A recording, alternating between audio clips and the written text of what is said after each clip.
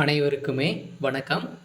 சற்று முன் கிடைத்திருக்கக்கூடிய ஒரு மிக மிக முக்கியமான செய்தி ஒன்று வெளியாகி உள்ளது. சற்று முன் கோபாலபுரத்தில் திரண்ட இந்துக்கள் வெடித்த மிகப்பெரிய கலவரம், போலீஸ் குவிப்பு, இது மாதிரி செய்திகள் வெளியாகி இருக்கு. ஸோ காலையிலேயே பார்த்தீங்கன்னா அங்கு கோபாலபுரத்தில் திரண்ட ஒரு மிகப்பெரிய கலவரங்கள் தான் வெடித்திருக்கு. சனாதன வழக்கு மூலமாக தான் பார்த்தீங்கன்னா உதயநிதி ஸ்டாலின் அவர்களுக்கு அனைத்து இந்தியா முழுவதுமே இருக்கக்கூடிய இந்துக்கள் அனைத்தையுமே ஒன்று திரண்டு இப்போ சென்னையில் பார்த்திங்கன்னா ஒரு மிகப்பெரிய கலவரங்களாக தான் வெடித்திருக்கு. இதை பற்றி தான் இந்த வீடியோவில் நம்ம முழுமையாக பார்க்க போகிறோம். அதுக்கு முன்னாடி நம்ம சேனலுக்கு இப்போ தான் நீங்கள் முதல் முறையாக வந்திருக்கீங்க அப்படின்னா மறக்காமல் நம்மளுடைய சேனலை சப்ஸ்கிரைப் பண்ணி சப்போர்ட் பண்ணுங்கள். வாங்க வீடியோக்குள்ளே போகலாம். பார்த்திங்கன்னா கோபாலபுரத்தில் திரண்ட பொதுமக்கள் இது மாதிரி காலையில் பார்த்திங்கன்னா கோபாலபுரத்து ஸ்டாலினுடைய வீட்டு முன்பு திரண்ட பொதுமக்கள் திரண்ட காரணத்தினால பார்த்தீங்கன்னா உதயநிதி ஸ்டாலின் அவர்களுக்கு நிறைய எதிர்ப்புகள் முந்திருக்கும் நிலையில் தான் இப்போ பார்த்தீங்கன்னா அங்கு சனாதன வழக்கு மூலமாக தான் அங்கு போராட்டத்தில் களமிறங்கி இருக்காங்க. இதன் அடிப்படையில் தான் கோபாலபுரத்தில் போலீஸ் குவிக்கப்பட்டு அங்கு நடக்கக்கூடிய அடிதடி மோதல்கள் பார்த்தீங்கன்னா பார்க்கக்கூடிய அளவிற்கு அங்கே மிகப்பெரிய கலவரங்களாக தான் வெடித்திருக்கு. இருந்தாலும் சனாதன வழக்கில் பார்த்தீங்கன்னா உதயநிதி ஸ்டாலின் அவர்கள் பேசியது ஒரு மிகப்பெரிய தவறு இல்லையா?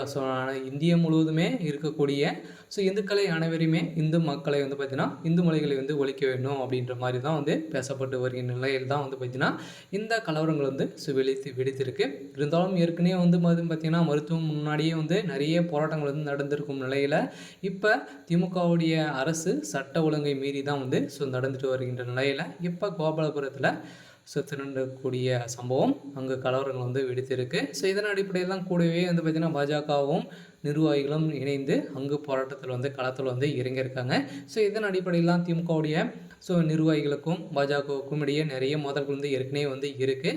இருந்தாலும் இப்போ பார்த்திங்கன்னா காரியத்தோடு தான் பாஜக இறங்கியிருக்காங்க. இதன் அடிப்படையில் பார்த்திங்கன்னா பாஜக ஒன்றும் பண்ண முடியாது.